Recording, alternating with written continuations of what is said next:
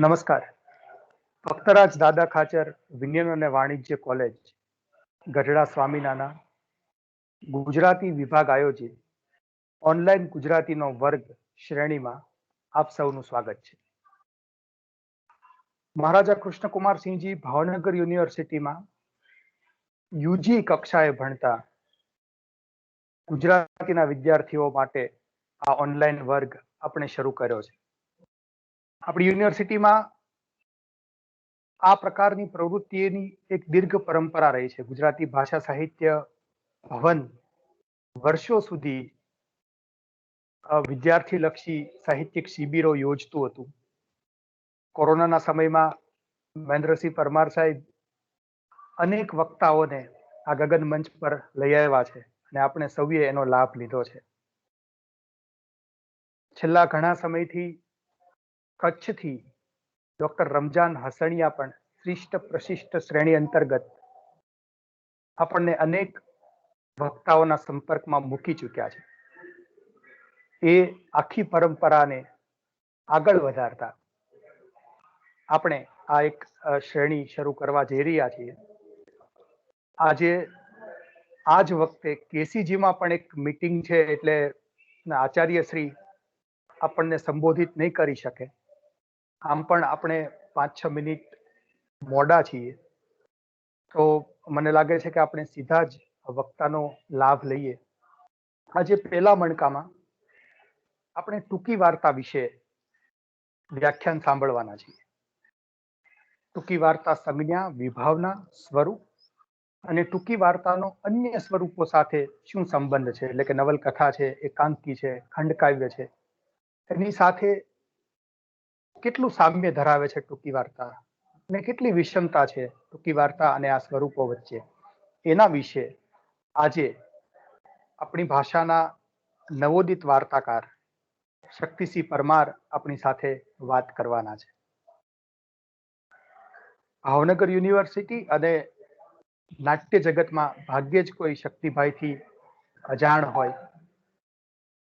શક્તિભાઈએ જેટલી વાર્તાઓ લખી છે, એમને એ વાર્તાઓએ આપણા સાહિત્યકારોનું ધ્યાન ખેંચ્યું છે. બહુ અભ્યાસ કરીને લખનારા વાર્તાકાર છે. એટલે એક વાર્તાકાર વાર્તાના સ્વરૂપને કેવી રીતે જુએ છે, આપણે આપણા શિક્ષક પાસેથી તો આ સ્વરૂપ ભણ્યા જઈશું.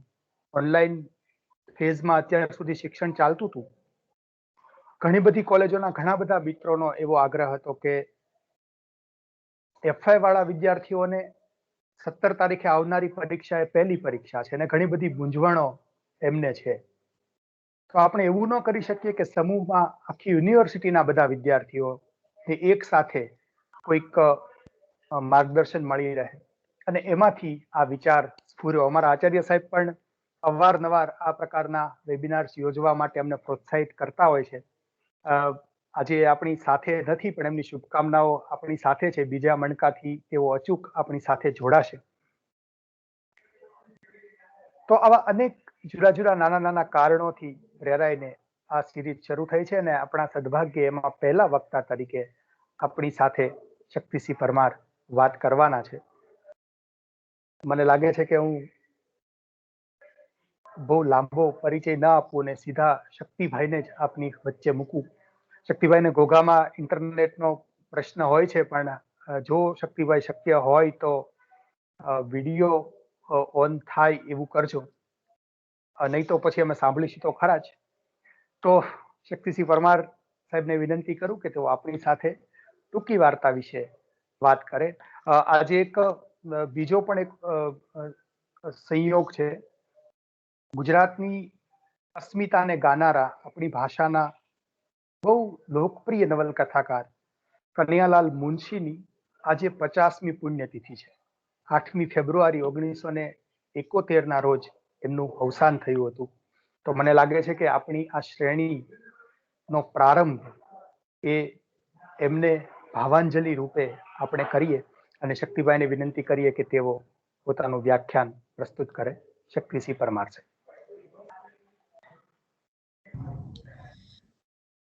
નમસ્કાર. ધન્યવાદ વિરેનભાઈ. આપે કહ્યું વિડીયો ઓન રાખવાનું પણ એક વ્યાપક અનુભવ એવો રહ્યો છે આ આખા કોરોના સત્રનો કે જ્યારે જ્યારે વિડીયો ઓન કરું છું તો નેટવર્કના પ્રશ્નો થોડાક વધારે વિકટ બને છે અને વિદ્યાર્થીઓ સુધી અવાજ પણ પહોંચતો નથી અને વ્યાખ્યાનમાં પછી વ્યવધાન ઊભું થશે, એક બે વાર ડિસ્કનેક્ટ થઈ જવાય એવું પણ બને છે. એટલા માટે જો આપની અનુમતિ હોય તો માત્ર અવાજથી હું રજૂ થાવ એવી આપની પાસેથી રજા લઉં છું. જી જી જી.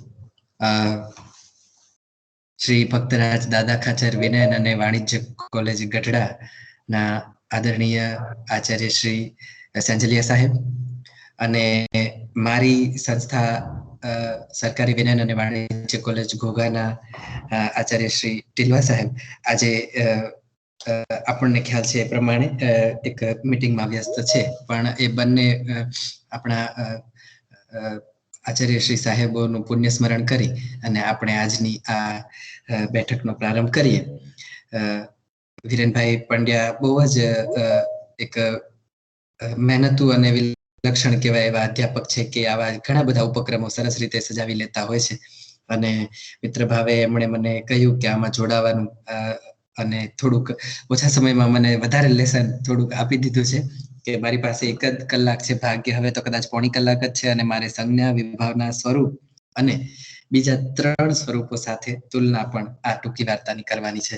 અને મારી સામે જે અત્યારે શ્રોતાઓ છે એ મોટા ભાગે હું માનું છું કે પ્રથમ વર્ષના વિદ્યાર્થીઓ છે, પ્રથમ સેમેસ્ટરના વિદ્યાર્થીઓ છે, કેમ કે એમના અભ્યાસક્રમનો આ એક મુદ્દો છે એમ સમજીને વાત હું કરું છું.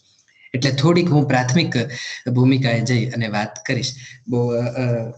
બહુ જ વિદ્વાનોને સ્પર્શી શકે એટલે એ બધી પરિભાષામાં નહીં જાઉં, કેમ કે મારી સામે મારું લક્ષ્ય છે પ્રથમ વર્ષના પ્રથમ સેમેસ્ટરના વિદ્યાર્થીઓ.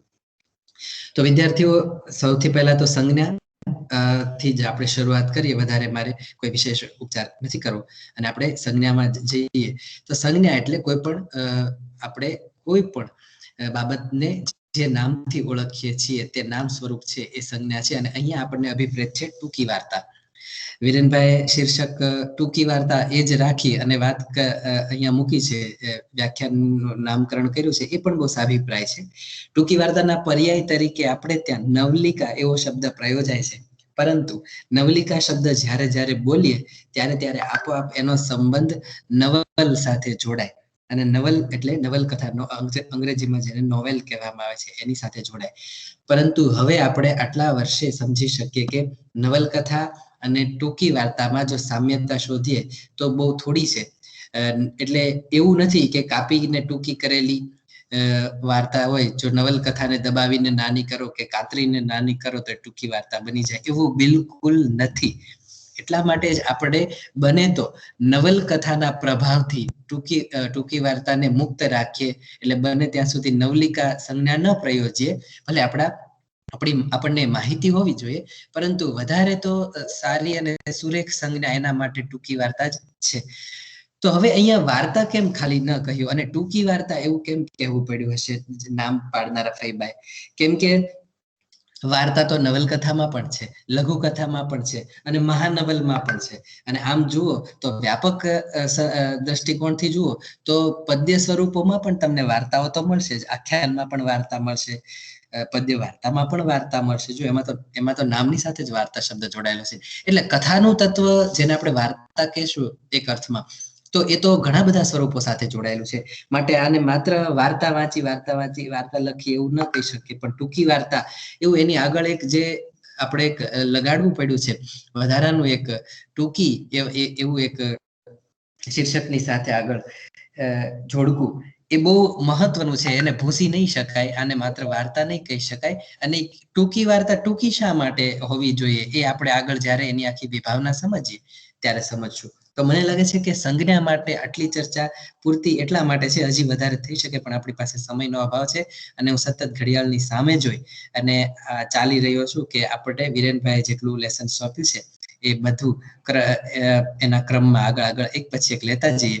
છેલ્લે થોડોક સમય વધે અને તમારે કઈ સવાલ હોય તો આપણે એના વિશે પણ ચર્ચા કરીશું. તો હવે આવું છું સ્વરૂપ ઉપર. હવે સ્વરૂપ શેનાથી ઘડાશે તો કે એના લક્ષણોથી. કોઈ પણ સાહિત્યના સ્વરૂપને તમે જ્યારે સાકાર સ્વરૂપમાં સાકાર રૂપે એને જોવા માંગશો તો તમારે એને કોઈક ને કોઈક રીતે એના લક્ષણોની ચર્ચામાં ઉતરવું પડશે, એની લાક્ષણિકતાઓની ચર્ચામાં ઉતરવું પડશે, એના ગુણ ઘટકો વિશે વાત કરવી પડશે. ત્યારે આપણે એને સ્વરૂપોમાં એને વ્યાખ્યાયિત કરી શકશું.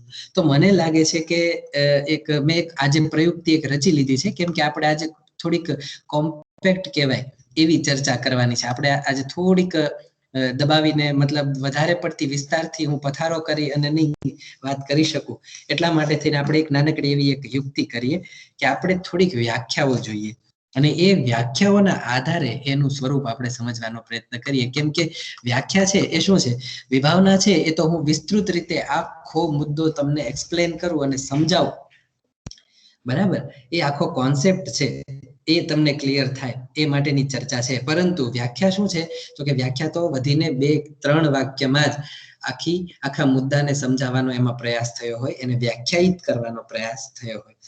તો જે ઉદ્ગારો છે ટૂંકી વાર્તાને લઈને આપણા જાણીતા વિદગ્ધ વિદ્વાનોના, એને આપણે લઈએ અને એ વ્યાખ્યાને પછી સમજીએ અને એના આધારે જો ધીમે ધીમે એવું બનતું જશે કે ટૂંકી વાર્તાનો પિંડ છે એ આપણી સામે આકાર ધારણ કરતો જશે.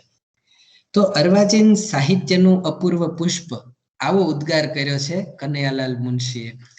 આજે વિરેનભાઈએ વાત કરી કે મુનશીની પુણ્યતિથિ છે અને કનૈયાલાલ મુનશી તો આપણી ભાષાનું સૌભાગ્ય છે. નવલકથા જ નહીં, નાટકોમાં પણ મુનશી એટલું સરસ પ્રદાન કર્યું છે અને ટૂંકી વાર્તાઓ પણ આપી છે. એટલે મુનશીના નામે તો કથાઓના એવોર્ડ્સ અને પુરસ્કારો પણ આપવામાં આવે છે. અને જ્યારે એમણે આટલો, જેમાં તમને આપોઆપ જ સુગંધ આવે એક વખાણની, એવો ઉદ્ગાર કર્યો છે ટૂંકી વાર્તા વિશે કે ટૂંકી વાર્તા શું છે કે અર્વાચીન સાહિત્યનું અપૂર્વ પુષ્પ. હવે આમાં 3 શબ્દોને અધોરેખિત કરવા જેવા છે. એક તો અર્વાચીન, એક અપૂર્વ અને પુષ્પ. ટૂંકી વાર્તાને પુષ્પની સંજ્ઞા મુનશી આપે છે, પણ કેવું પુષ્પ?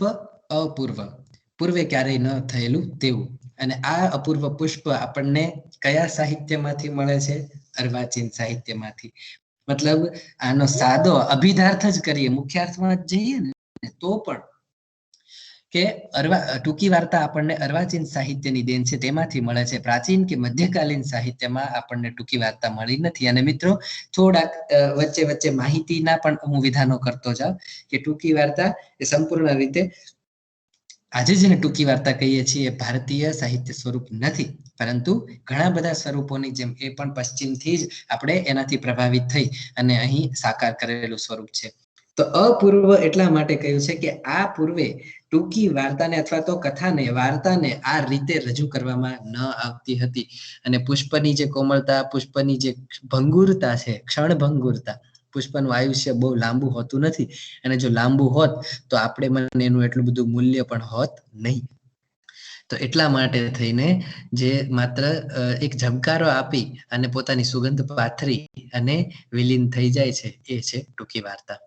તો મુનશીથી પછી આગળ રામનારાયણ વિશ્વનાથ પાઠક શું કહે છે ટૂંકી વાર્તા વિશે એ પણ જોઈએ. એ કહે છે ટૂંકી વાર્તા જીવનના કોઈ રહસ્યને ઓછામાં ઓછા પાત્રોથી, ઓછામાં ઓછા બનાવોથી, ઓછામાં ઓછા શબ્દોમાં નિરૂપિત કરે છે. ફરીવાર બોલી જાઉં. ટૂંકી વાર્તા જીવનના કોઈ રહસ્યને ઓછામાં ઓછા પાત્રોથી, ઓછામાં ઓછા બનાવોથી અને ઓછામાં ઓછા શબ્દોમાં નિરૂપિત કરે છે. અને એટલા આ વાતને હું જોડું છું. પશ્ચિમના એક વિદ્વાને ટૂંકી વાર્તા વિશે ઉદ્ગાર કરેલો છે કે short story is the slice of life. એટલે ટૂંકી વાર્તા છે એ જીવન આખું નથી, પણ જીવનની એક ચીર છે. જેમ આપણે તરબૂચ હોય તો એની એક ચીર કાપી લઈએ અને એ ચીર છે જે એ રીતે જીવનની એક જો ચીર હોય તો એ ટૂંકી વાર્તા છે. મતલબ કે એ તમે ચીર ચાખો છો તો તરબૂચ કાચું છે, પાકું છે, મીઠું છે કે મોળું છે, કેવું છે, એ બધી જ તમને ખબર, આખા તરબૂચ વિશેની ખબર પડે. એમ જીવનનો તમને આખો અનુભવ ટૂંકી વાર્તા છે એ આપી શકે. કોના જીવનનો? જે તે પાત્રના જીવનનો. એટલે રાવી પાઠક કે છે ખાસ તો કે ટૂંકી વાર્તામાં અહીંયા જો આપણે એને મેદસ્વીતાનો છે તે પરિહાર કરવાની વાત કરી. ટૂંકી વાર્તાને વધારે કાંઈ ખપતું નથી. ટૂંકી વાર્તા વિશે થોડુંક રોમેન્ટિક થઈને એવું પણ કહેવામાં આવ્યું છે કે ટૂંકી વાર્તા એ તો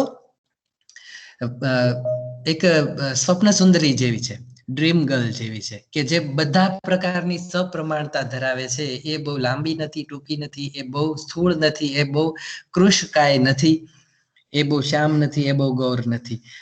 એટલે કે ટૂંકી વાર્તાના કઈ રંગો ન હોય કાળા કે ધોળા એમ, પણ એના સ્વભાવના અર્થમાં પણ આપણે આને લઈ શકીએ કે બહુ જ દીર્ઘતા છે, લંબાણ પૂર્વકના આલેખનો ટૂંકી વાર્તામાં નભતા નથી, અને ખૂબ જ ટૂંકાણમાં ફટાફટ ઉતાવળે કહેવાય જાય એવું પણ ટૂંકી વાર્તાને અરગતું નથી.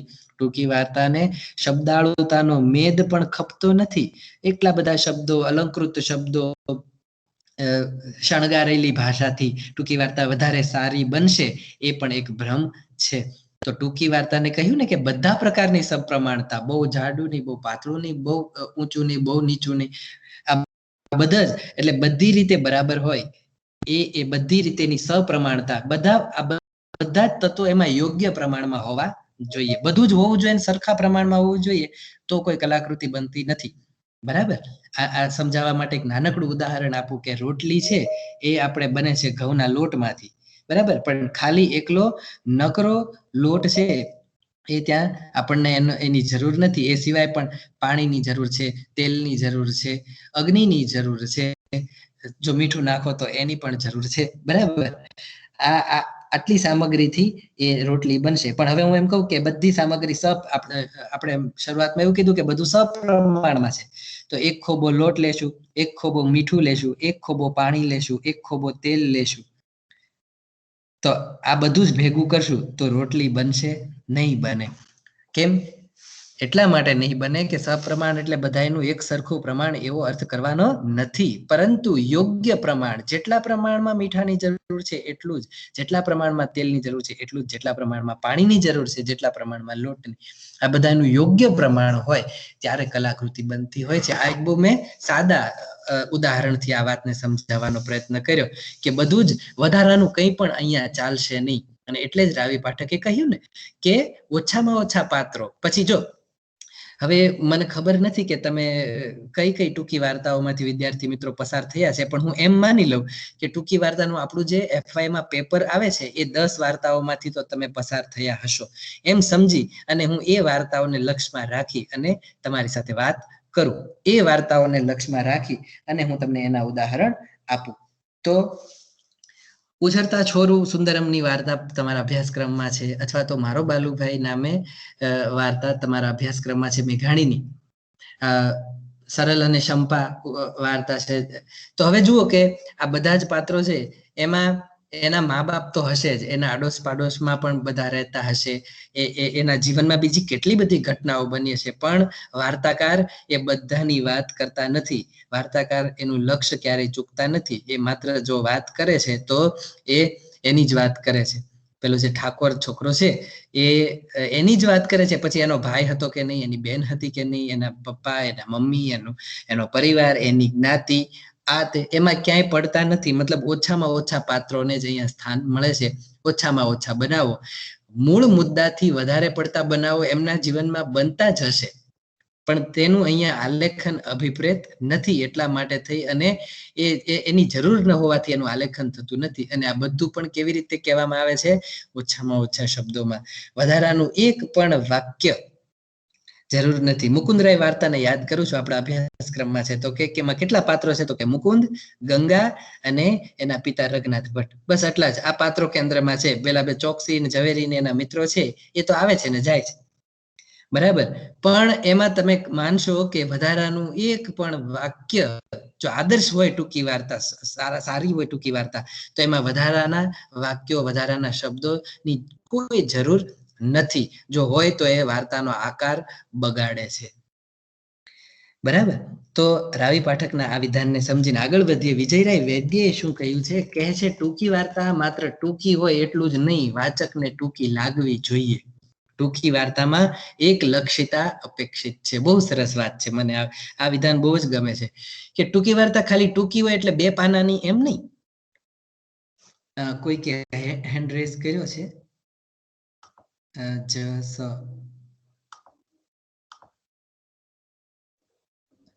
જયેશભાઈ સાચપરા,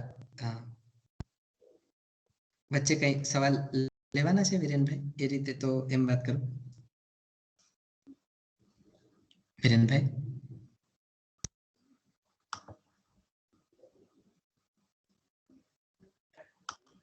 ના, છેલ્લે જ રાખીએ શક્તિભાઈ. હાજી હાજી, આ હેન્ડ રેઝ મેં જોયો એટલે હું કદાચ વચ્ચે અટક્યો. કઈ વાંધો નહીં, ભલે આગળ ચાલુ. તો વિજયરાય વૈદ્યનું આ વિધાન છે ને એ બહુ જ રસપ્રદ છે. કે છે ટૂંકી વાર્તા ટૂંકી હોય એટલું જ નહીં, વાચકને ટૂંકી લાગવી જોઈએ. એટલે હવે વિદ્યાર્થી તરીકે આપણને એક સવાલ થવો જોઈએ કે ટૂંકી વાર્તા એટલે ટૂંકી હોય એટલે કેટલી સાહેબ? 2 પાનાની કે 2.5 પાનાની કે 3.25 પાનાની? કેટલી ટૂંકી? તો અહીંયા આટલા અક્ષરોમાં લખવાની, આટલા શબ્દોમાં લખીને આપવાની, કે આટલા વાક્યોમાં લખીને આપવાની, કે આટલા પાનામાં લખીને આપવાની, એમ વાત નથી. તો કેમ છે? તો એમ છે કે ટૂંકી વાર્તા તમે જે મુદ્દો લઈને આવો છો, તમે જે વિષય લઈને આવો છો લેખક તરીકે, એને માત્ર સંક્ષેપમાં ટૂંકાણમાં જ રજૂ કરવાની છે. એનો પથારો કરવાનો નથી.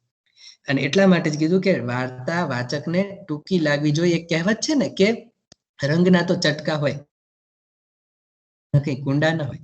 રંગના તો છાટણા જ શોભે. એ કુંડા ભરી ભરીને ઢોળવામાં આવે તો સૌંદર્ય નષ્ટ થઈ જાય. તો અહીંયા પણ એ જ વાત છે કે ટૂંકી વાર્તા કંઈક ઓછું પડવું જોઈએ. અભાવ છે ને એ હંમેશા આકર્ષણ જગાવનારું હોય છે. તમને તમારા વિદ્યાર્થીઓને અત્યારે હું જોતો હોઉં છું કે પાણીપુરી બહુ ભાવતી હોય છે, બરાબર? તો તમને 1 પ્લેટ પાણીપુરી આપે અને એમ કહેવામાં આવે કે બસ હવે પૂરી થઈ ગઈ, તો તમને કંઈક ઓછું પડ્યાનો ભાવ થશે, તમને થોડીક વધારે એના પ્રત્યે ઉત્કંઠા થશે. પણ તમને કહેવામાં આવશે કે 500 પ્લેટ પર તમે બધી ખાઈ જ જાઓ, તો તમારી સામે તમને એના ઉપર જે ભાવ હશે એ થોડો આપોઆપ ઓછો થઈ જશે. મતલબ અહીંયા ટૂંકી વાર્તા પણ છે ને એ બહુ બચી અને તમારાથી ચાલે છે. એ તમારી સામે એક સાથે બધા જ રહસ્યો ખુલ્લા નથી કરી દેતી. એ શબ્દોનો અને ભાષાનો પથારો નથી કરતી. એટલા માટે ટૂંકી વાર્તા વિજયરાજ વૈદ્ય એટલે કીધું કે ટૂંકી લાગવી જોઈએ. એમાં બિનજરૂરી લંબાણ જરા પણ અપેક્ષિત નથી. અને ખાસ તો એક બહુ સરસ શબ્દ કીધો, એક લક્ષિતા. ટૂંકી વાર્તામાં જે સૌથી મહત્વનો એક ગુણ છે એ છે એક લક્ષિતતાનો ગુણ. ટૂંકી વાર્તાનું લક્ષ્ય એક જ હોય. હવે એકાધિક લક્ષ્ય હોય એવી પણ ટૂંકી વાર્તાઓ મળે છે અને એ સારી ટૂંકી વાર્તાઓ મળે છે. પણ એક આદર્શ એવો છે કે ટૂંકી વાર્તાનું એક જ લક્ષ્ય હોય. દાખલા તરીકે સુરેશ જોશીની થીગડું વાર્તા આપણે ભણીએ છીએ ને, તો એમાં હવે લેખકને કોઈક એક જ લક્ષ્ય સિદ્ધ કરવું છે. એને પ્રભાશંકર છે વડીલ, એની સંવેદનાને તમારા હૃદય સુધી પહોંચાડવી છે. અને એના માટે સહારો લે છે એની પત્ની, જે દિવંગત પત્ની છે, મૃત્યુ પામ્યા છે, એ પાર્વતી બાની, અને પેલો નાનકડો બાળક મનુ જે આવે છે અને એને ચિરાયુ નામના રાજકુમારની વાર્તા કહે છે. પણ હકીકતમાં કેન્દ્રમાં તો કોણ રહે છે? પ્રભાશંકરની એકલતાની વ્યથા. તો મુકુંદરાય વાર્તાને પણ તમે આ રીતે સમજી શકો કે એમાં પણ રઘનાથ ભટ્ટ અને દીકરા મુકુંદ ના વૈમનસ્યની, 2 પેઢી વચ્ચેના એક માનસિક વૈમનસ્યની વિષમતાની વાત એક જ લક્ષ્ય છે. પછી એને ગંગા ઉપર કેટલો પ્રેમ છે, કે એને એની પત્ની સાથે કેટલું પ્રસન્ન દાંપત્ય હતું, કે રઘનાથ ભટ્ટ ગોરપદુ કરવા જાય ત્યારે બધા ગામના લોકો એને કેવો આદર આપતા. આવી બધી વાતો જે એના જીવનનો ભાગ છે જ, પણ તેમ છતાં એ બીજા લક્ષ્ય અહીંયા સામે મૂકવામાં આવતા નથી. ટૂંકી વાર્તાનું એક જ લક્ષ્ય હોય અને એ પૂરું કરવાનું હોય. ધૂમકેતુની પોસ્ટ ઓફિસ વાર્તાઓથી તમે પરિચિત હશો. તો અલી ડોસો પોતાની દીકરી મરિયમનો કાગળ લેવા માટે રોજ કેટલા લાંબો પંથ કાપી અને એ પોસ્ટ ઓફિસ સુધી આવે અને હળધૂત થઈને પાછો જાય અને અંતે એ મૃત્યુ પામે પછી દીકરીનો કાગળ આવે. લેખકે નિર્ધારિત કરેલું લક્ષ્ય આ હતું અને એ માટે એને આ આખો એક કારસો રચવો પડ્યો. આખો એક પ્રપંચ આ રીતે સારા અર્થમાં રચવો પડ્યો કે એને એક આખી ગોઠવણ કરવી પડી અને અંતે પછી એ લક્ષ્ય વેધ થયો. તો એક લક્ષિતા, ટૂંકી વાર્તાનું બને ત્યાં સુધી એક જ લક્ષ્ય હોય એ બહુ જ અપેક્ષિત અને જરૂરી છે. પાશ્ચાત્ય એક વિદ્વાન હડસન નું પણ એક વિધાન અહીંયા સાથે જોતા જઈએ કે છે એક જ સંપૂર્ણ સંસ્કાર મન પર પાડે એ જ ટૂંકી વાર્તા. એક જ ઇમ્પ્રેશન આપે છે આપણને, એક જ ભાવ આપી, એક ભાવ જગતમાં જ આપણને એ શ્વાસ લેતા કરી અને જતી રહે છે. તો એવો એક જ સંસ્કાર અને કેવો પાછો સંપૂર્ણ સંસ્કાર આપીને જતી રહે. હવે દાખલા તરીકે સુંદરમની એક વાર્તા બહુ જાણીતી વાર્તા છે, માને ખોળે. હવે એમાં કથાની નાયિકા છે શબુ.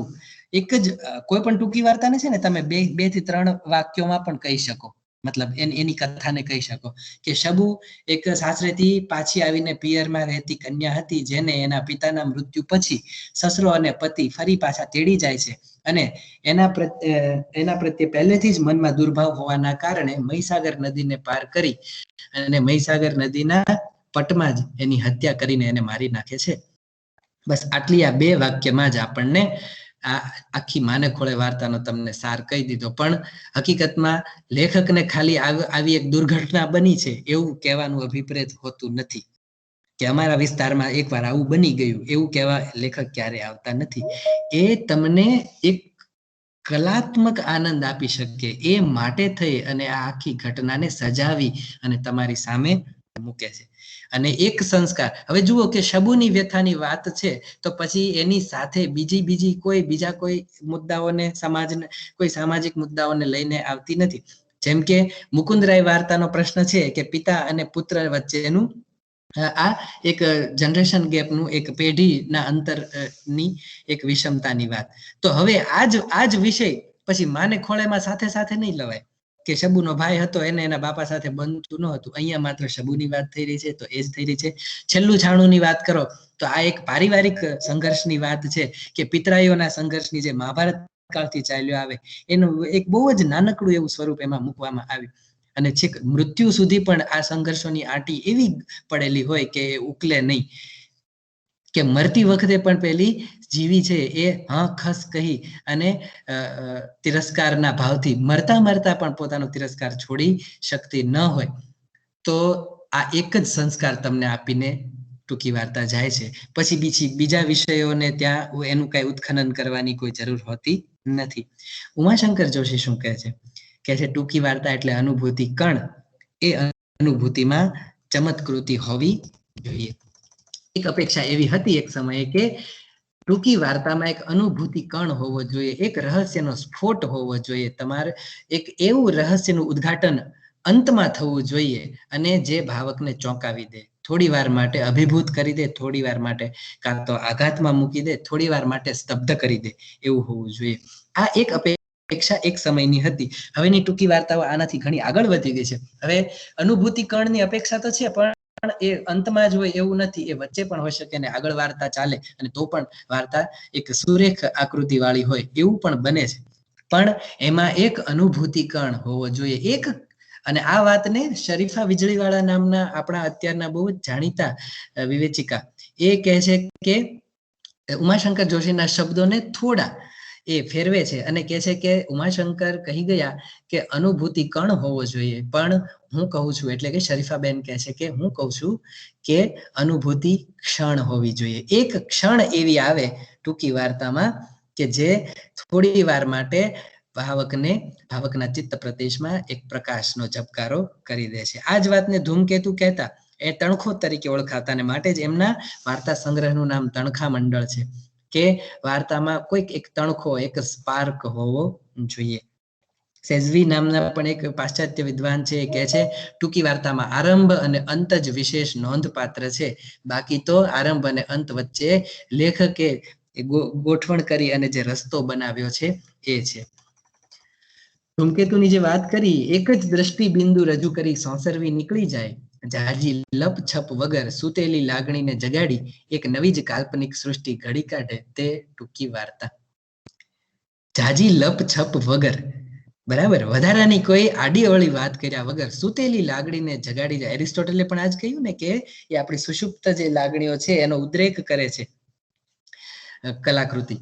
તો એક નવી જ કાલ્પનિક સૃષ્ટિ ઘડી કાઢે એને ટૂંકી વાર્તા કહેવાય. અને એક દ્રષ્ટિબિંદુ રજૂ કરી, વધારે દ્રષ્ટિબિંદુ જેને કહેશું જો વાર્તાની પરિભાષામાં ફોકલ પોઈન્ટ કહેશું, કે એકથી વધારે લક્ષ્ય હોતા નથી, એક જ લક્ષ્યને રજૂ કરી અને સડેડાટ એ જતી રહે છે. એની કદાચ વેલ્યુ આટલી બધી છે એનું કારણ જ એ છે કે જતી રહે છે. એ સતત તમારી નજર સામે રાખી નવલકથાઓ જે 4-5 વોલ્યુમમાં હોય અને તમે હવે એ તો સ્વાભાવિક છે કે ભાગ્ય જેવા કોઈ અઠંગ વાચક હોય કે જે એક બેઠકે આખી નવલકથા વાંચવાનું ગૌરવ લઈ શકતા હોય. તો નવલકથા તો શું છે, તમે હાથમાં લો છો પછી તમે વાંચો છો. પણ હવે મારો સવાલ તમને એ છે કે તમે જે બેઠકે વાંચવાનું શરૂ કર્યું એ પૂરું ક્યારે કરો છો? નવલકથા પૂરી ક્યારે કરો છો એમ નથી પૂછતો. એ આપણે ક્યારે પૂરું કરીએ છીએ તો કે 4-5 પાના વાંચીએ અને કંટાળીએ પછી એને પાછું આપણે પેલું બુકમાર્ક કે એની દોરી છે એ વચ્ચે મૂકી દે છે. ફરી પાછી જ્યારે વાંચવાની ઈચ્છા થાય ત્યારે ત્યાંથી આગળ વધીએ. મતલબ નવલકથા તો તમારી સામે તમને કંટાળો આપે વળી પાછી આવે, કંટાળો આપે વળી પાછી આવે. એટલે નવલકથાની વિમાનના કરવાનો અહીં અર્થ નથી, પણ તુલનાની વાત છે ને એટલા માટે કે ટૂંકી વાર્તા તો જો શરૂ થશે તો તમે પેલી લસરપટ્ટીમાં બાળપણમાં બેઠા છો કે ઉપરથી બેસો છો તો વચ્ચે ક્યાંય વિરામ આવતો નથી. સડેડાટ જે છેલ્લું લક્ષ્ય છે, છેલ્લું બિંદુ છે ત્યાં તમને પહોંચાડી અને પછી પૂર્ણ થઈ જાય. એ પછી તમારી સામે પેલી દિવાળીમાં જે આકાશમાં બધી હવાઈઓ ફૂટે છે તો કેટલા ઝગમગાટ સાથે એ તમારા જાણે કે ટૂંકી વાર્તા પણ એવું જ કરે છે કે તમારા ચિત્તને પ્રકાશિત કરે, આનંદથી પરિતૃપ્ત કરે. એ પછી કરુણ રસનો આનંદ હોઈ શકે, હાસ્ય રસનો હોઈ શકે, અદ્ભુત રસનો હોઈ શકે, કોઈ પણ રસનો હોઈ શકે. એ પ્રકાશિત કરી અને ફરી વિલીન થઈ જાય છે. એટલે હવે નવલકથાની વાત નીકળી એટલે બેરી નામના એક પાશ્ચાત્ય વિદ્વાનનું ઉદ્ગાર છે, નવલકથા સંતર્પક છે, નવલિકા ઉદ્દીપક છે. નવલકથા તૃપ્તિનો અનુભવ આપે, નિરાતે, મેં કહ્યું ને એમ કે એ પોતાની વાત નિરાત પૂર્વક કહે છે, પ્રસ્તાર પૂર્વક કહે છે, ધીમે ધીમે કહે છે. એ મૂળ કથાને સ્થગિત રાખવી હોય તો રાખે અને વચ્ચે અવાંતર કથા, કોઈ ઉપકથાને પણ જોડવી હોય તો જોડે, માત્ર પરિવેશનું વર્ણન કરવું હોય તો એ પણ કરે. આ બધી સગવડ. એટલે ટૂંકમાં નવલકથા તો ખૂબ જ સમૃદ્ધ સ્વરૂપ છે કે એને જે કરવું એ કરે. શેઠાણી છે જાણે કે એ કાંઈ કોઈનું માને નહીં. એ થોડીક સ્વેરીણી પણ છે. એ કોઈનું એ બહુ બધા નિયમોમાં માનતી નથી.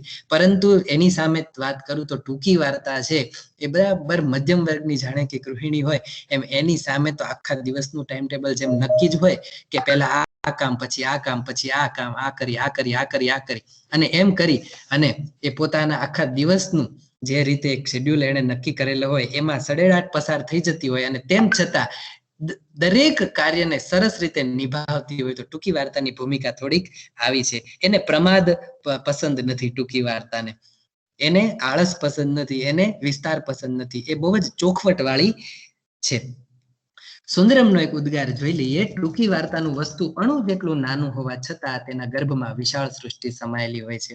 એટલે આપણે આગળ વાત કરીને કે ટૂંકી વાર્તા શું છે? સ્લાઇસ ઓફ લાઈફ છે.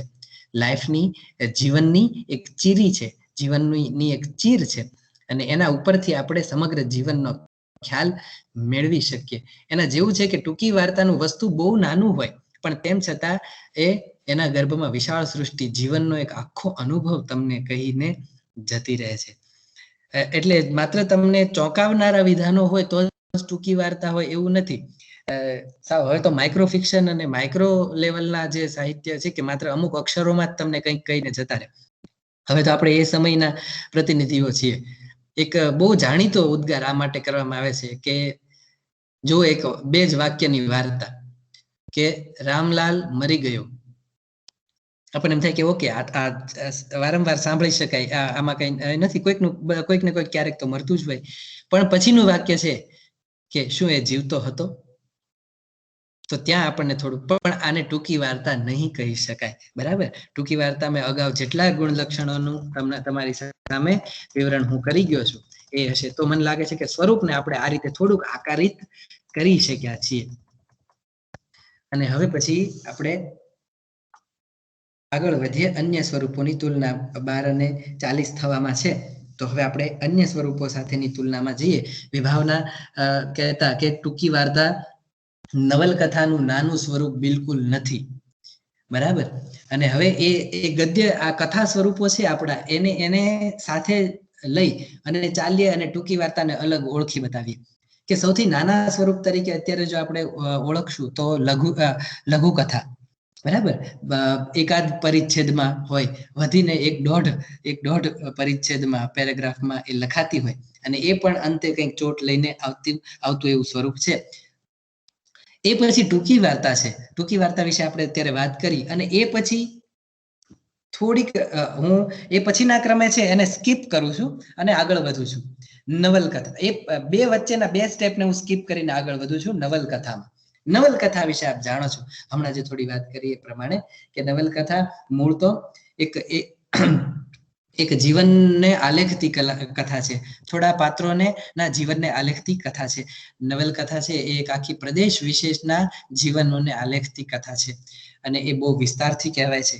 એ બહુ પ્રસ્તારપૂર્વક રજૂ થાય છે. એમાં વર્ણનોને ખૂબ સરસ અવકાશ છે.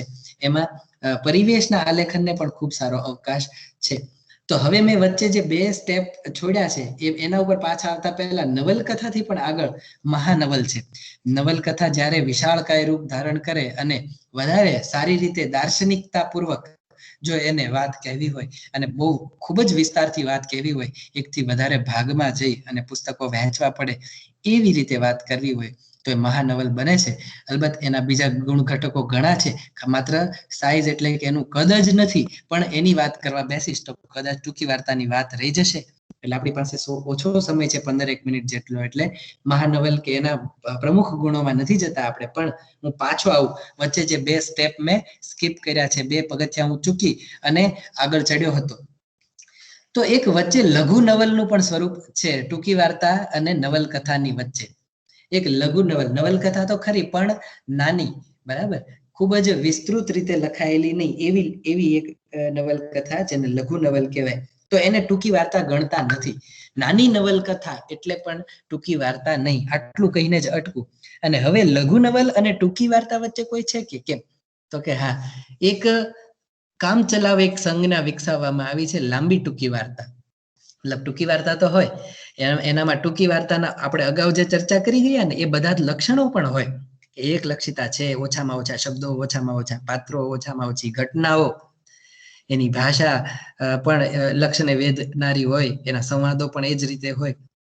તો એ બધું જ હોય, પણ તેમ છતાં આ વાર્તા કદમાં લંબાયેલી હોય તો એને શું કહેશું? નવલકથા કહેશું, લઘુ નવલ કહેશું? તો કે ના, છે તો ટૂંકી વાર્તા, પણ થોડીક બૃહદતા ધરાવે છે, તો એને લાંબી ટૂંકી વાર્તા કહેવાય. બોલવામાં થોડુંક ફની લાગે, બોલવામાં થોડુંક રમૂજી લાગે કે લાંબી ટૂંકી વાર્તા, તો પછી ટૂંકી વાર્તા હોય. અને એની પછી જો નાની એવી ટૂંકી વાર્તા હોય તો એને શું ટૂંકી વાર્તા કહેવી કે કેમ?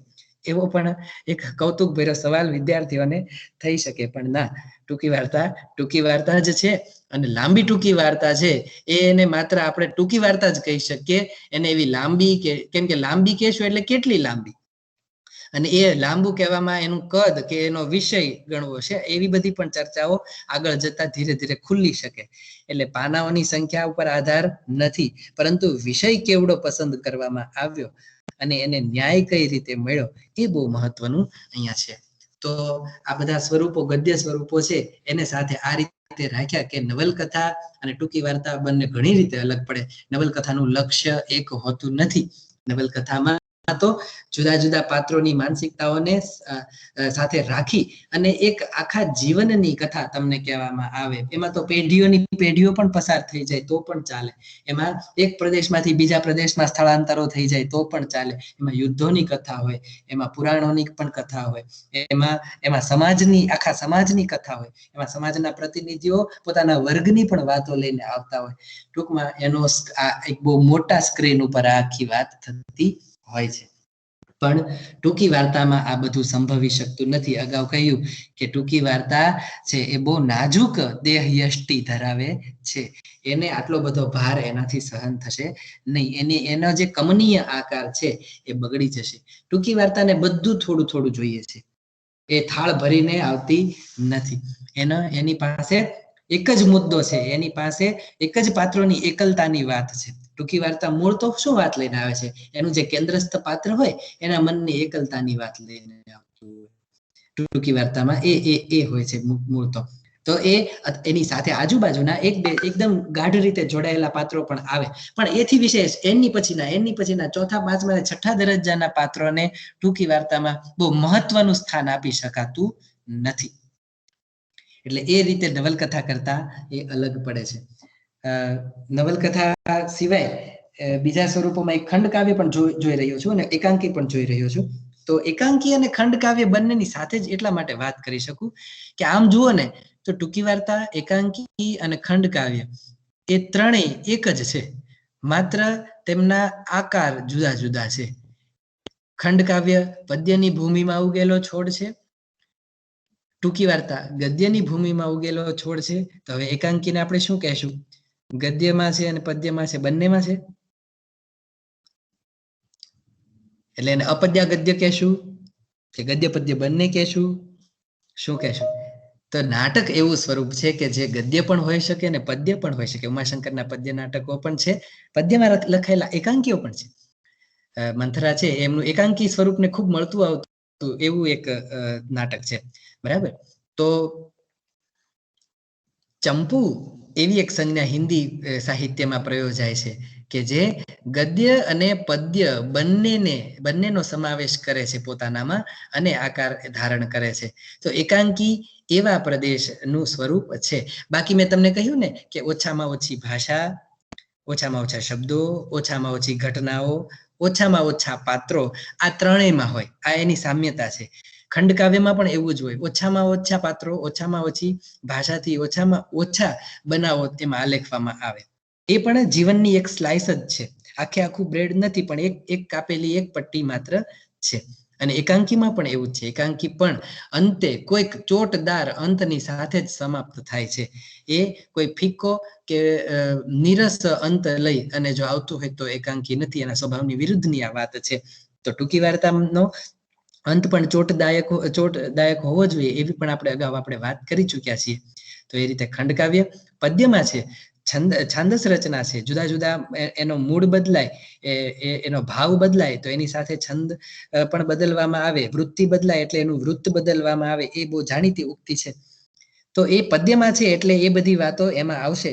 પણ ટૂંકી વાર્તા ગદ્યમાં છે એટલે સામ્યતા જુઓ તો આટલી છે. એને ભેદ છે તો આ મૂળ એમના જેનરનો જ છે કે જે એક પદ્ય છે, એક ગદ્ય છે, એક નાટ્ય સ્વરૂપ છે. બાકી ઓછામાં ઓછા પાત્રો ત્રણેયમાં અપેક્ષિત છે. વધારાના પાત્રોની એમાં કોઈ જરૂર નથી. બહુ જ ટૂંકમાં લખવામાં આવે. વધારાનો કોઈ પણ મેદ છે એ આ ત્રણેય સ્વરૂપો સહન કરી શકતા નથી. એના કારણે એની આકૃતિ ખરાબ થાય છે. તો મને લાગે છે કે આટલી વાત હું કરું અને થોડોક અવકાશ છોડું, કેમ કે જે હજી વાતો મારા પક્ષે થોડીક બાકી છે, પણ એ આપણે સવાલ જવાબો પ્રશ્નોત્તરીમાં જ કરીએ તો મને લાગે છે કે એમ કરીએ. અને અહીંયા વિરેનભાઈને ફરી પાછું હું આ સૂત્ર સોંપું છું. હવે એ કહે એ રીતે આપણે આ વાતને આગળ મૂકીએ. જી શક્તિભાઈ. શક્તિભાઈએ નિશ્ચિત સમયમાં ટૂંકી વાર્તા સંદર્ભે જે મુદ્દાઓની ચર્ચા એમને તમારી સાથે વહેંચવી હતી એ એમણે કરી છે. પણ અગાઉ જ્યારે અમે આ વ્યાખ્યાન સંદર્ભે વાત કરતા હતા ત્યારે જ એવું નક્કી થયેલું કે લગભગ બધી કોલેજોમાં અભ્યાસક્રમ પૂરો થઈ ગયો છે. એટલે બધા વિદ્યાર્થીઓ ટૂંકી વાર્તાનું સ્વરૂપ તો ભણ્યા જ હશે એમના વર્ગખંડમાં, પણ એને લઈને જો એમને કઈ પ્રશ્નો હોય તો એની ચર્ચા માટે વધુ સમય મળે એ વધારે અપેક્ષિત હતું. એટલા માટે શક્તિભાઈએ તમને સમજાય એવી શૈલીમાં આખી વાત તમારી સામે મૂકી. હવે જો આ સંદર્ભે કઈ પ્રશ્ન હોય તો વિદ્યાર્થીઓ પૂછી શકો છો. જયેશભાઈ એ કંઈક હેન્ડ રાઇઝ કર્યો હતો. જયેશભાઈને જો પ્રશ્ન હોય તો પેલા એ પૂછે.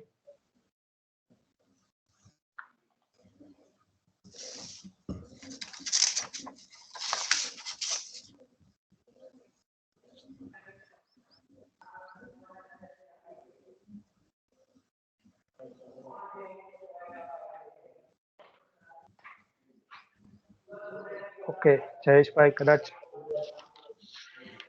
ડિસ્કનેક્ટ થઈ ગયા છે. બીજા કોઈ વિદ્યાર્થી મિત્રોને કઈ પ્રશ્ન હોય તો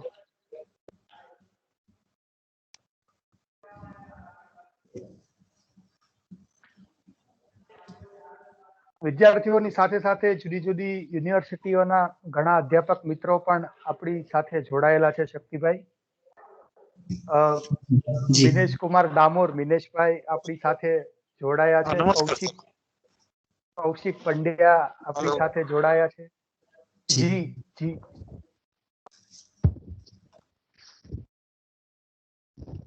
હા સાહેબ, મારો પ્રશ્ન છે. નમસ્કાર. હાજી નમસ્કાર. ટૂંકી વાર્તા અને લઘુ કથા ને ભેદરેખા સાહેબ ને કે સમજાવે. ટૂંકી વાર્તા અને જી. લઘુ કથા. જી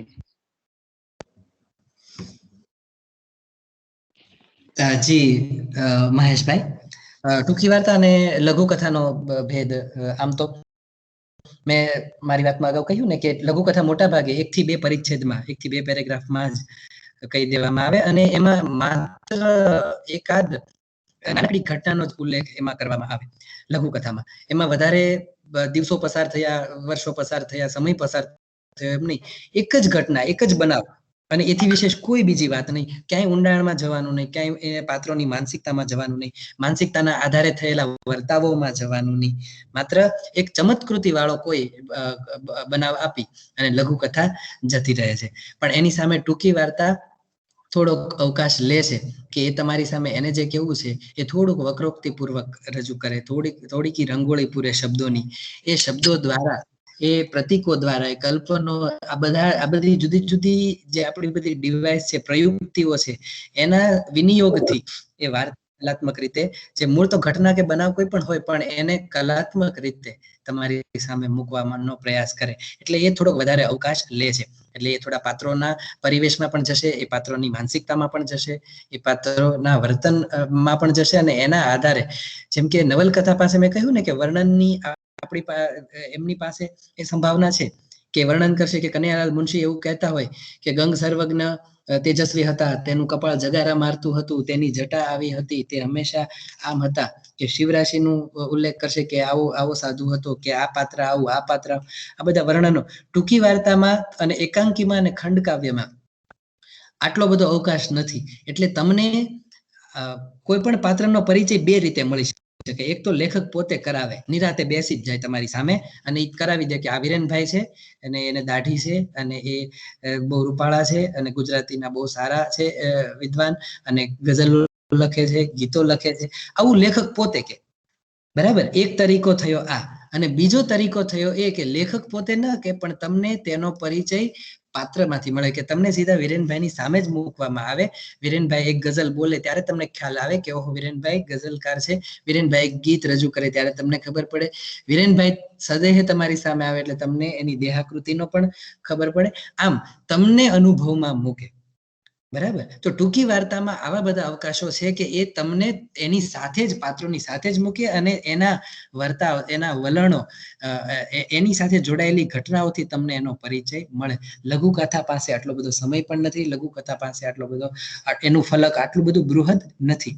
એટલે એ તો તમને ફટાફટ એક જાણે કે ત્રાહિત વ્યક્તિ કોઈ આવી અને એક ગોસિપના ભાવથી કે આપણે કોઈકની ત્રીજા વ્યક્તિની કેમ વાત કે એક વખતે આવું બન્યું એમ કરી નાખી વાત, ભલે પછી પ્રથમ પુરુષમાં પણ કહેવાય હોય તો પણ એક વાત કહી અને સડેડાટ લઘુ કથા તો પૂરી થાય છે. પણ ટૂંકી વાર્તા પોતાની કલાત્મકતા જરાય ન નંદવાય એની શરતે તમારી પાસે વાત મૂકીને જાય છે. જી જી ધન્યવાદ શક્તિભાઈ. ડોક્ટર નિયતિ અંતાણી પણ આપણી સાથે છે. નિયતિબેન, આપનું સ્વાગત છે. સાંભળ, હું તો વિદ્યાર્થી તરીકે જ જોડાયેલી છું હો.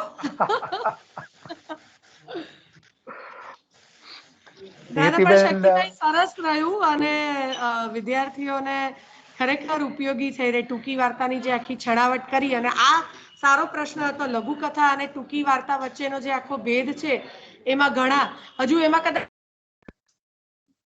ફિક્શન પણ ઉમેરીશ કે માઇક્રો ફિક્શન ને પણ વાર્તા કેવી કે ટૂચકો કેવો, એ પણ એક પ્રશ્ન કાયમનો રહેતો હોય છે.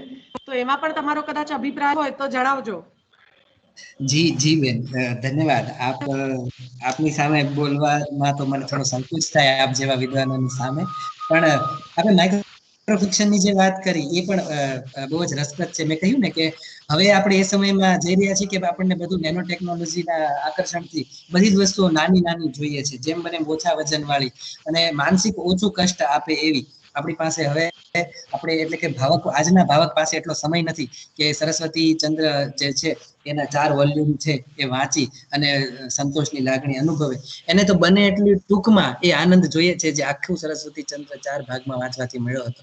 એટલે માઇક્રો ફિક્શન છે એ તો લઘુકથા કરતા નાનું જાય છે કે એ માત્ર 3 થી 4 વાક્યોમાં જ જેમ હાઇકુ કાવ્ય સ્વરૂપથી વિદ્યાર્થીઓ પરિચિત હશે, અથવા તો એના કરતા પણ હવે લઘુ કાવ્યો, યજ્ઞેશ દવેના લઘુ કાવ્યનો હું વારંવાર ઉદાહરણ આપતો હોઉં છું કે સુરખા કાશ મારી ડોક સુરખા પક્ષીના જેવી લાંબી હોત તો મારા જ ખોળામાં હું માથું મૂકી શકે. તો આવું માત્ર એકાદ, અને સુંદરમ પણ આપણી સામે છે કે તને મેં ઝંખી છે યુગોથી દીખેલા પ્રખર સહરાની તરસથી.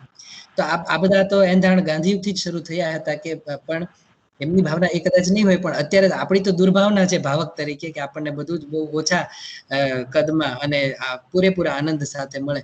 પણ એને એવી રીતે માત્ર એ સ્થૂળ એક ચમકારો આપીને જાય છે. માઇક્રો ફિક્શન છે એ ભાગ્યે જ. મેં કહ્યું ને એમ કે રામલાલ કાલે મરી ગયો, શું એ જીવતો હતો? આ 2 જ વાક્યો અને આનું ઉદાહરણ ખૂબ આપવામાં આવે છે. તો આ તમને એક સંવેદનની એક કક્ષા સુધી માત્ર ક્ષણિક અનુભવ સુધી લઈ જાય, પણ જે અનુભવ તમને માને ખોળે વાંચતા થાય, જે અનુભવ તમને લોહીની સગાઈ વાંચતા થાય, જે અનુભવ તમને મારી ચંપાનો વર વાંચતા થાય, જે અનુભવ તમને દીકરો વાંચતા થાય મેઘાણીની, તો આ જે એમાં તમને એક જે કલાત્મકતાનો અનુભવ છે. એટલે આનંદ તો ઘણા બધા છે, બરાબર, કે જે અમુક શબ્દોની રમતથી પણ રચી શકાય, પણ એક ભાવનાત્મક કોટી સુધી પહોંચવાની શરત છે એ ટૂંકી વાર્તા નિભાવે છે વફાદાર બનીને, એવું મને લાગે છે બેન. Thank you. સાચી વાત છે. હા, બરાબર છે. ના, એ સરસ તમે ક્લેરિટી આપી એ માઇક્રો ફિક્શનની જે સંવેદના અને માને બરાબર છે. Thank you. Thank you. ધન્યવાદ શક્તિભાઈ, નિયતિબેન. અમારા કોમર્સ વિભાગના ગાંધી સાહેબ પણ આપણી સાથે જોડાયેલા છે. ચંદ્રકાંત ગોહેલ સાહેબ પણ આપણી સાથે છે. ગુજરાતી ભવનમાંથી અલ્પાબેન વિરાસ આપણી સાથે જોડાયેલા છે. જિજ્ઞાબા રાણા આપણી સાથે છે. અમારા ગ્રંથપાલ ચંદ્રેશકુમાર ચૌહાણ પણ જોડાયેલા છે. અમારા લિંગાળાના ગુજરાતીના બહુ ઉત્સાહી શિક્ષક દેવેન્દ્રભાઈ ગોહિલ પણ આપણી સાથે છે. આપ સૌ પણ આપનો પ્રતિભાવ કે પ્રશ્નો રજૂ કરી શકો છો.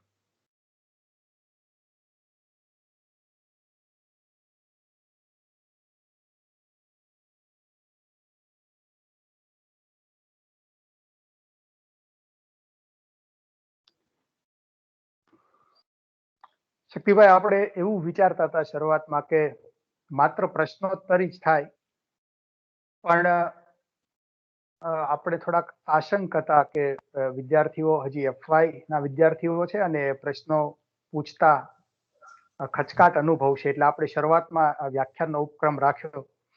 મને લાગે છે કે સારું કર્યું, કેમ કે વિદ્યાર્થીઓના પ્રશ્નો નથી આવી રહ્યા. એના 2 કારણો હોઈ શકે. એક તો જે વર્ગમાં ભણ્યા છે અને તમે જે વાત કરી એનાથી હવે એમના મનમાં જે કાંઈ અસ્પષ્ટતાઓ હતી એ બધી સ્પષ્ટ થઈ ગઈ છે, એટલે કદાચ એમની પાસેથી સવાલો નથી આવી રહ્યા. એ મારી સાથે અત્યારે જે તમે જે નામોલ્લેખો કર્યા ને એ બધા અધ્યાપક મિત્રો સાથે પણ મારે એક આ વાત શેર કરવી છે કે હવે આપણે મોટા ભાગે આ પ્રકારના શૈક્ષણિક ઉપક્રમો વ્યાખ્યાનના રૂપમાં કરતા હોઈએ છીએ. તો એક આ પ્રયોગ બહુ સફળ મેં અનુભવ્યો છે કે 1 થી 2 કે વધારે 3 એ 2 આપણે 2 વક્તાઓને એક સાથે રાખીએ અને એક જ સાથે બંને ચર્ચાઓના રૂપમાં આ વાત કરે, એટલે બંનેના ઓપિનિયન એક પછી એક વાતમાંથી વાત નીકળતી જાય અને પૂર્તિ થતી આવે. એમાં આ બીજા વક્તા પણ પોતાની વાત જોડતા જાય અને એની વાતમાં શ્રોતાઓને પણ આપણે જોડતા જઈએ. તો એક ચર્ચા સત્રના રૂપમાં પણ વ્યાખ્યાનની બદલે તો આ થોડુંક વધારે લાઈવ રહે છે અને શ્રોતાઓને પણ આપણે એમાં સતત જીવંત રીતે જોડી રાખતા હોઈએ છીએ. ઓનલાઈનમાં તો આપણે જાણીએ છીએ અનુભવ કે આપણે બોલતા હોઈએ છીએ પણ સામે શ્રોતા છે એ કઈ અવસ્થામાં છે કે એને પરમ તત્વ સાથે એક તાર લાગી ગયો છે કે કેમ એ પણ આપણને ખબર હોતી નથી. પણ આમાં એક જીવંત વર્તુળ આખું પૂર્ણ થઈ શકે એવી સંભાવના છે અને એ પ્રયોગ પણ ઘણો સારો છે, કરવા જેવો છે, એવું તમારી સાથે વહેંચું છું. જી, આપણે આગળના મણકાઓમાં જરૂર એવો પ્રયાસ કરીશું કે 1 થી વધારે વક્તાઓ આવી રીતે ચર્ચા કરે. મને લાગે છે કે હવે કોઈ મિત્રોને પ્રશ્નો નથી તો આજની સભા અહીંયા પૂરી કરીએ છીએ. આવતા શુક્રવારે આપણે ફરી મળવાના છીએ આવી જ રીતે ગઝલ સ્વરૂપની વાત લઈને. આપણી ભાષાના એક બહુ સારા કવિ કેતન કાનપરિયા એ શુક્રવારે ગઝલ સ્વરૂપ અને એના વિકાસ વિશે વાત કરવાના છે ને આ ટૂંકી વાર્તાની જે અન્ય સ્વરૂપો સાથે તુલના થઈ એવી જ રીતે સોનેટ અને ગીત સ્વરૂપ સાથે ગઝલ કેવી રીતે સંકળાયેલી છે એની ચર્ચા પણ કેતનભાઈ કરવાના છે. આપણે ઈચ્છીએ કે એફઆઈ ના વિદ્યાર્થીઓ માટે એ બીજો મણકો હશે અને ત્યાં સુધીમાં એમનો સંકોચ થોડો ઓછો થયો હશે અને એ પોતાના પ્રશ્નો વક્તા પાસે મૂકી શકશે. શક્તિભાઈ, આપનો ખૂબ ખૂબ આભાર. આટલા ઓછા સમયમાં આપ અમારી સાથે જોડાયા અને આટલી સરસ વાત કરી. બાકી જુદી જુદી યુનિવર્સિટીઓના સૌ અધ્યાપક મિત્રોનો પણ આભાર કે તમે જોડાઈને અમને પ્રોત્સાહન પૂરું પાડ્યું. સૌનો ખૂબ ખૂબ આભાર. શુક્રવારે ફરી પાછા મળીએ છીએ. આવજો. ધન્યવાદ. સૌનો આભાર.